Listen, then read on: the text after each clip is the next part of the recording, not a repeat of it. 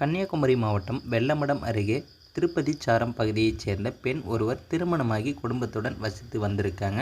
Petrol பங்கில் பணியாற்றி வரும் அந்த பெண் மிக ஏழ்மையான குடும்பத்தைச் சேர்ந்தவர் என்பதால் கடந்த சில மாதங்களுக்கு முன்பு வக்பு வாரியத்திற்கு உட்பட்ட ஒரு பகுதியில் இடத்தை குத்தகைக்கு எடுத்து அதில் ஒரு சிறிய வீடு கட்டி இருக்காங்க.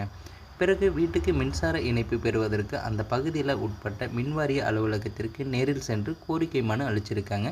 மனுவை பெற்றுக்கொண்ட மின்வாரிய அதிகாரி பீமநகரி பகுதியைச் சேர்ந்த தானுமூர்த்தி என்பவர் அந்த பெண்ணிடம் சில விசாரணை மேற்கொண்டிருக்காரு.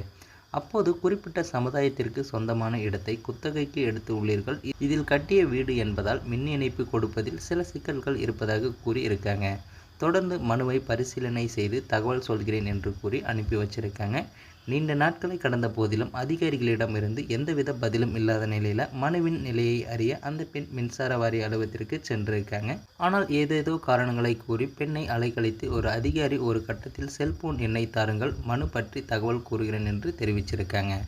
இதனை நம்பிய அந்த பெண் மின் வாரிய அதிகாரியிடம் தனது செல்போன் நம்பரை கொடுத்திருக்காங்க. தொடர்ந்து அதிகாரி அந்த பெண்ணிடம் செல்போனில் தொடர்பு கொண்டு பேசிய போது மின் இணைப்பு கொடுப்பதில் சில சிக்கல்கள் இருக்கிறது, இருப்பினும் நான் கவனித்துக் கொள்கிறேன், உங்கள் வீட்டுக்கு மின் இணைப்பு கொடுக்க அனைத்து நடவடிக்கைகளும் எடுத்து வருகிறேன், இது உனக்காக தனிப்பட்ட முறையில் சிறப்பு கவனம் எடுத்து நான் செய்து தருகிறேன் என்று கூறி அடிக்கடி போனில் பேச தொடங்கியிருக்காரு.